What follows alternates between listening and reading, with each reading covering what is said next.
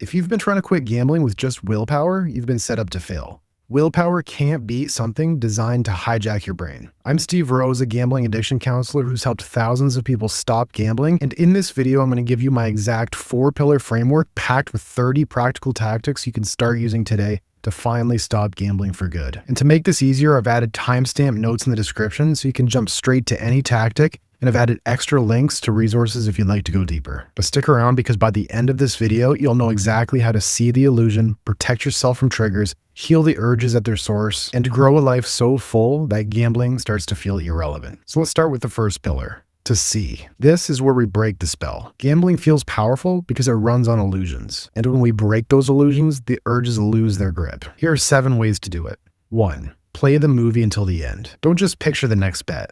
Play the whole movie. If you gamble, where does it end? Lies, debt, the pit of regret tomorrow morning. Now run the other movie, choosing not to gamble. You wake up with pride, control, and momentum. 2 very different endings. The question is, which one do you want? If you want to go deeper on this technique, I've included a link in the description to another video where I guide you through this visualization step by step. All right, technique number 2, procrastinate on the urge. When the urge hits, don't wrestle with it. Delay it. Set a 15-minute timer and do something else. Walk, shower, call a friend. And if the urge is still there when the timer goes off, you can reset it. Because most urges rise, peak, and then fade. And if you outlast that peak, you win. Technique number 3, do a reality check. This technique requires you to keep a visual anchor of the truth. It could be a sticky note, a phone wallpaper, or something that just reminds you of the truth versus the illusion. Write down whatever statement you know to be true about gambling. Some examples might include, any win is a future loss, or I'm not buying relief, I'm buying stress.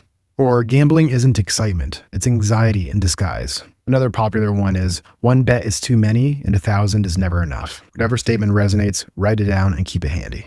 Technique number 4, name the urge. Don't just feel the urge, name it. For example, you can call it the trickster. And when it shows up, you can say something like, nice try, trickster. I know you want to help, but I'm good. Then go and do something else instead. Technique number 5, do a halt scan. This acronym stands for hungry, angry, anxious, lonely, or tired. So before deciding to gamble, run a quick scan, and even if one is true, fix that first. For example, you might eat, move, meditate, call someone, or rest. Because here's the trap. When you're in halt mode, gambling pretends to be the solution, and it looks like relief, but it's actually an illusion. Gambling doesn't actually fix the hunger, anger, anxiety, loneliness, or exhaustion. It actually ends up making it worse. So if you solve the real need, the urge to gamble can lose its power. Technique number 6, record a message to your future self. For this, you can grab your phone, hit record, and talk straight to your future self for about 30 seconds. Tell your future self the truth about gambling and why you don't want to do it anymore. Just be raw and honest about whatever's true for you. Then, when gambling starts to look tempting, watch it back. Nothing breaks the illusion faster than hearing your own truth in your own voice. Technique number 7. Reprogram the brainwashing. Every day, feed your mind the antidote to the gambling brainwashing pervasive in our culture. You can read something like Alan Carr's book, The Easy Way to Stop Gambling, which I've linked below, or you can watch my illusion busting playlist, which I've also linked below. Repeat this daily, because this isn't a one-time fix. The more truth you feed your brain, the weaker the illusion becomes. And when you can see through the illusion, urges start to lose their power. But sometimes seeing the illusion isn't enough, and we have to actually manage the triggers. So this is where the second pillar comes in. Protecting your mind and your money. This is where we add friction to the gambling process, because the harder it is to gamble, the easier it is to stop thinking about it all the time. Which brings us to technique number 8, burning the bridge. This requires deleting the apps, closing the accounts, self-excluding, unsubscribing from every promotional email, and installing a blocking tool like Gamban. Think of it as burning the bridge back to gambling. The harder it is to reach, the easier it is to focus on things that matter. And if you want to add even more layers of protection, you can add a DNS filter to your Wi-Fi to filter out gambling sites. This is something you can call your internet service provider about, and they can walk you through the steps. Next, you can ask your bank to enable a block on gambling-related transactions under MCC code 7995. Many banks now offer this, and they also include a 24 to 48 hour cooling off period before it can be lifted. The more layers you stack, the harder it is to gamble, and the more space you gain to choose freely instead of just reacting on impulse. Technique number 9, protect your funds. Money is the oxygen gambling needs, so we need to cut off its supply. Limit access to credit and use debit or cash only. You can even ask a trusted person to hold on to your paychecks, or even change your online banking password so that funds are less accessible. Yes, it takes courage to open up about your gambling, but this is also one of the most powerful steps you can take. Technique number 10, use a basic flip phone. If most of your gambling happens on your phone, it's time to remove the casino from your pocket. It might even be helpful to have a basic flip phone handy in high-risk moments like paydays or nights alone. And if you can't ditch your smartphone, you can try apps like Minimalist Phone for Android or Dumb Phone for iOS. These apps strip down your user interface, making gambling less accessible. Technique number 11. Change your route. If physical casinos are part of your daily routine, it could be helpful to try changing your route if you're passing by a casino on your regular commute. Even a small shift in your daily commute could break a powerful trigger. Technique number 12, get an accountability partner. This requires finding someone you trust. It could be a friend, a partner, or another person in recovery. And what you can do is set up 2-minute daily check-ins with this person. It doesn't need to be in-depth, just simple accountability. And if you don't have anyone yet, Gamblers Anonymous online or in person is a great place to connect with people who truly get it. Technique number 13, get a tech lockbox. For your highest risk moments, remove the tools that make gambling possible. You can use a timer-based lockbox to secure your cards or even your phone during these hours. So when the urge hits, the option simply isn't there. Technique number 14, define your red zones. This means having clarity around high-risk situations and pre-planning accordingly. It could be late nights, paydays, game days, and what you can do is write down your rules for each of these situations. For example, you might say, on payday, I don't keep my debit card, or on game day, my phone goes in the lockbox. When you pre-commit, the decision is already made and the temptation loses its power. Technique number 15, do a browser and social media purge. If your feeds are full of gambling influencers, it's like carrying triggers in your pocket. Purge your digital environment, start fresh, reset your algorithm, and unfollow every gambling-related account. Then you can refill your feed with recovery content or positive interests. This keeps your phone working for you, not against you. So, when you burn the bridge and stack the protections, you strip gambling of its biggest weapon, convenience. That doesn't necessarily mean the urges vanish. So in this next pillar, we'll go deeper, uncovering the real reasons behind your gambling. Pillar number 3 is heal. And this is where we treat the why. In this section, I'll share general tools, but the right solution really depends on your unique situation. And these tools are not a replacement for professional support. Technique number 16, track your triggers. Before every urge, there's a spark, and learning to notice that spark is key. Sometimes it's external, like people, places, or things. Sometimes it's autopilot, the same time of the day, the same routine, and we covered strategies relevant to these kinds of triggers in the previous section. But the most powerful triggers are often internal. These are emotions like stress, boredom, grief, or resentment. These feelings indicate unmet needs, and gambling steps in pretending to be the solution. Start by tracking when these urges show up and what you're feeling just before they hit. The more you connect urges to emotions, the more clearly you can see what's really driving them. And then we can look at how to meet those needs in healthier ways. Technique number 17, create an if-then plan. How you respond to emotional triggers depends on your situation. Sometimes the answer is external, like lifestyle changes, setting boundaries, or problem solving. Other times it requires deeper internal work, like therapy. Since everyone's needs are different, here's a general framework you can adapt. Once you've started to track your emotional triggers, you can write down some of those common ones, whether it's stress, anxiety, boredom, or loneliness. Then build an if-then plan for each. For example, it might read, if I feel stressed, then I take a walk and breathe. Or if I feel lonely, then I call a friend. Another example might be, if I'm bored, then I'll work on a specific hobby. These are just examples, so you can substitute the emotion and the action to fit your situation. Technique number 18, create an activity list. Gambling takes up time and focus, and without it, you'll need quick replacements to fill the gap. Create a list of 10 simple activities you can do in under 10 minutes. For example, it might be exercise, read a few pages, tidy a room, journal, practice a hobby, or step outside for fresh air. Keep that list handy so when an urge hits, you'll never find yourself lacking things to do. Technique number 19, observe your thoughts and feelings. Most of the tools so far are about redirecting your focus, but sometimes trying to distract yourself from uncomfortable thoughts and feelings just makes them louder. So instead of fighting them, we're going to notice them. So when a gambling thought shows up, you can say something like, I'm having the thought that gambling will fix this. Just naming it as a thought strips away its power. It's not truth. It's just mental chatter. And you can do the same thing with feelings. Treat them like warning lights on the dashboard of a vehicle. They're not bad or good. They're just information. So if boredom, stress, or resentment keeps flashing, ask, what is this trying to tell me? What need isn't being met right now? When you listen to the signal without numbing it, you can respond to the real need without gambling. Technique number 20, do a self-compassion break. When a craving hits, or if you've had a slip, the first instinct is usually to beat yourself up. But shame only makes it worse. Instead, here's a quick self-compassion break you can do in under a minute. First, pause and notice what's happening. You can tell yourself, this is a tough moment. I'm really struggling right now.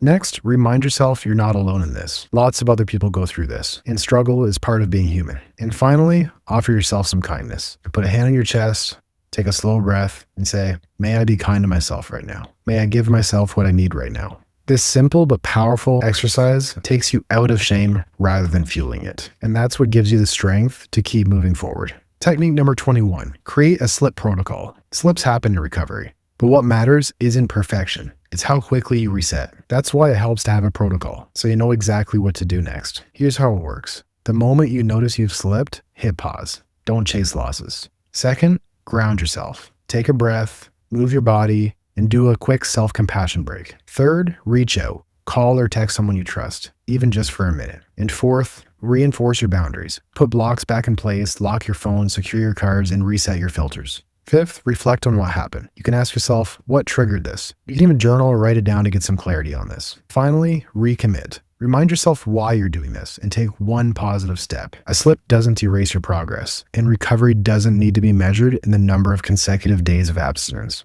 Technique number 22, join a recovery group. They say the opposite of addiction isn't abstinence, it's connection. You don't have to do this alone. Groups like Gamblers Anonymous or Smart Recover offer support and accountability, in addition to being a reminder that you're not broken or uniquely flawed. Many others have walked this path. Being in these groups can help you feel like you're not alone and recovery is possible. Technique number 23, open up to someone you trust. One of the most powerful steps in recovery is breaking the silence. Opening up to a family member or a trusted friend can feel terrifying, but it's often the biggest turning point because addiction thrives in secrecy. And when you share what's really going on, you strip gambling of its power to isolate you. And in that moment, you create space for support, accountability, and a plan to move forward. My clients often say that this conversation feels like a weight being lifted off of them. Everyone I talk to has tried to do it alone for far too long. But once they open up and actually get support, they realize how much easier recovery can actually be. Technique number 24, talk to your doctor. Sometimes cravings are tied to brain chemistry or underlying mental health conditions. And in these cases, a doctor may prescribe medications to help reduce cravings or treat underlying mental health issues that are fueling the gambling. Recovery isn't just about willpower, and sometimes the right medical support can make the journey far more manageable. Technique number 25, get gambling-specific counseling.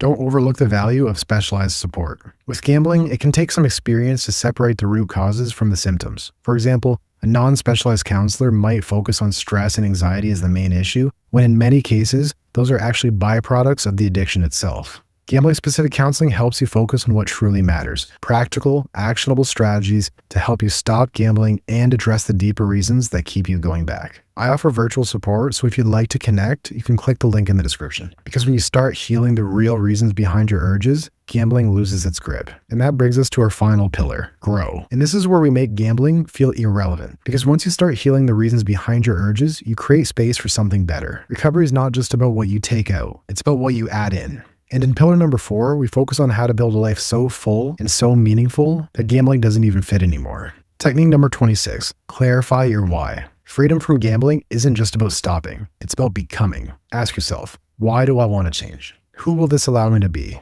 What values will I get to live out? Is it to be a better parent, to regain self-respect, to restore relationships? Whatever it is, write it down, but make sure you're doing it for yourself first. And when urges come, your why becomes the compass guiding you forward. Technique number 27, upgrade your activities. Gambling often crowds out the activities you once loved. Hobbies, sports, or creative outlets get left behind as the addiction takes over. And recovery is your chance to either bring these things back or discover new interests. Now that you have space in your schedule, channel your energy into something you control. Fitness, team sports, chess, martial arts, playing an instrument, anything where progress is earned, not just luck. Getting back into these activities not only scratches the itch for challenge, but it restores the joy, pride, and self-esteem that gambling took away. Technique number 28, get a plan for paying off debt.